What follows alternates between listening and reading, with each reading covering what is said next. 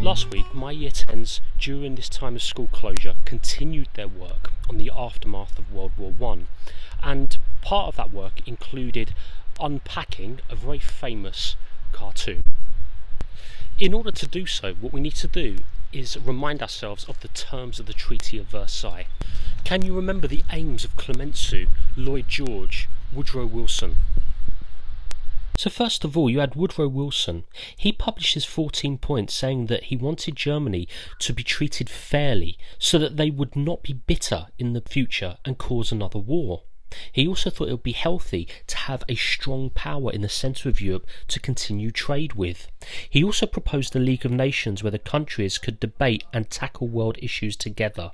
David Lloyd George, the British Prime Minister, wanted justice but not revenge. He did see Germany as a potential threat in the future if they were to continue to expand their army and navy. But he didn't want Germany to be punished too harshly either, as he wanted to maintain trade with other European powers. He thought Germany should pay for the costs of the war, but no more than that. However, he was facing a general election shortly after the First World War. It was popular opinion in Britain at the time to punish Germany harshly.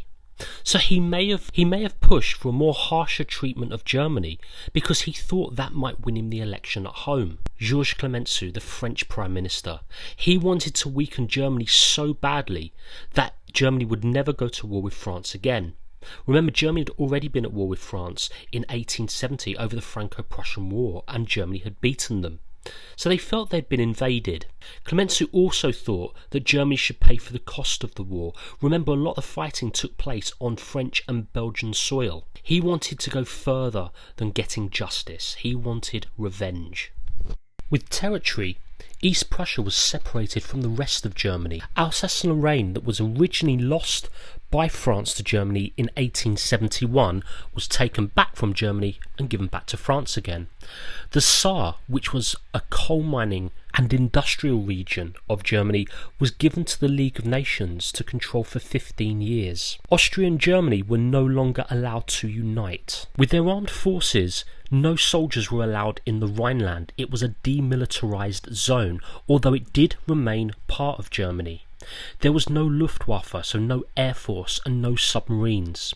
Germany was allowed only 6 battleships, and their army was reduced to only 100,000 soldiers. Germany had to pay £6.6 billion to repair war damage. These were known as reparations, and it acted as compensation.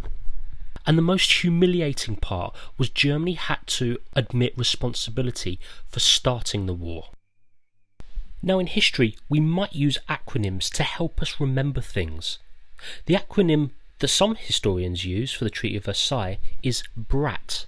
So that's blame, reparations, armed forces and territory. Now back to our cartoon. This character here represents Germany. As you can see, the other countries represent each fingers of the hand that have got hold of Germany. The other countries are forcing Germany to swallow the terms of the Treaty of Versailles.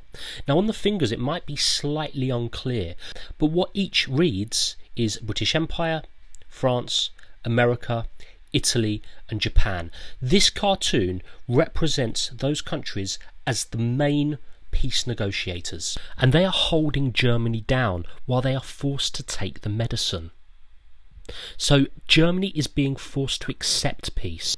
Remember, Germany were not allowed to negotiate the terms of the Treaty of Versailles. This is actually a British cartoon made in 1919.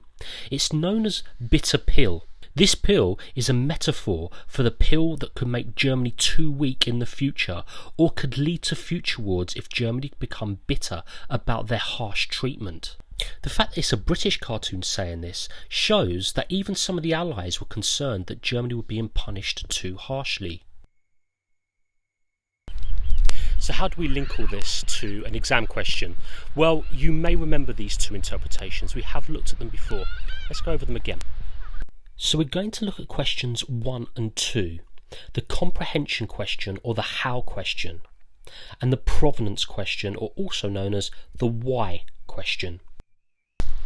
So question 1 for Germany, the how question. Let's have a quick look at the two interpretations. Interpretation A is from Adolf Hitler's book Mein Kampf, published in 1925-26, where he recorded his thoughts on the Treaty of Versailles.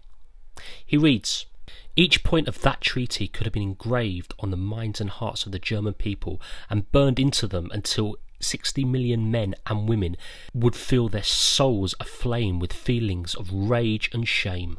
Interpretation B is adapted from a book by historian Sally Marks, who was an American. It was written in 1976, and she says, "The Treaty of Versailles is severe, but it is amazing it is not more so.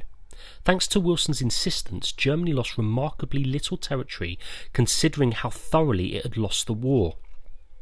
True, the colonies were gone, but European losses were relatively few. The real difficulty was not that the treaty was exceptionally severe, but that the Germans thought it was, and in time persuaded others it was." So remember, for the how question, we look at the content, we look at what is being said in both interpretations and the message that it sends out. We don't look at the provenance just yet, we save that for question 2. So interpretation A, it says that the people of Germany, around 60 million of them at the time, would feel deep resentment for the treaty. It would cause a feeling of shame. Every point that the treaty is engraved on the minds and hearts of the German people, there is nothing forgiving about it at all. There are no redeeming features, as it is unfair. Interpretation B is saying something a little bit different. The treaty could have actually been harsher. It also suggests that Germany could have lost more territory if it hadn't been for Woodrow Wilson and his insistence that Germany were treated slightly more fairly.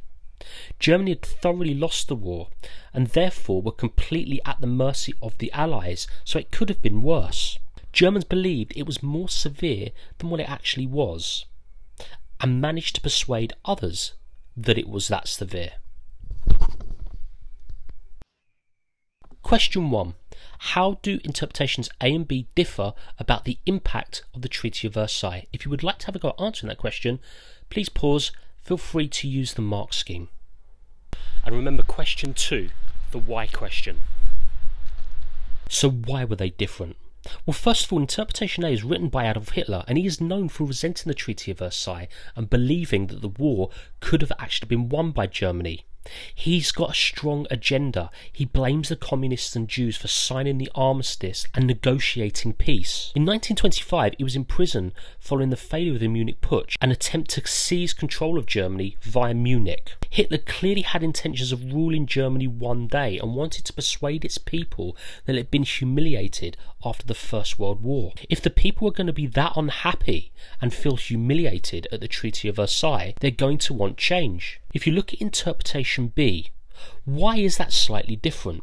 Well, it's written by an American historian a long time after the event, 1976. Sally Marks, being American and writing a long time afterwards, may not have been directly affected by the consequences of the First World War as German people had been in 1919. Also, being American, she may be more likely to speak highly of the American president at the time, Woodrow Wilson, and his part in getting Germany a more lenient peace. She may be promoting her own country as being more diplomatic during the peace negotiations. If you would like to have a go at the provenance question, feel free to pause and use the mark scheme. I hope you found this video helpful. I will try and make the next part, which will be Germany's economic and political instabilities under the Weimar government. But until next time, stay safe.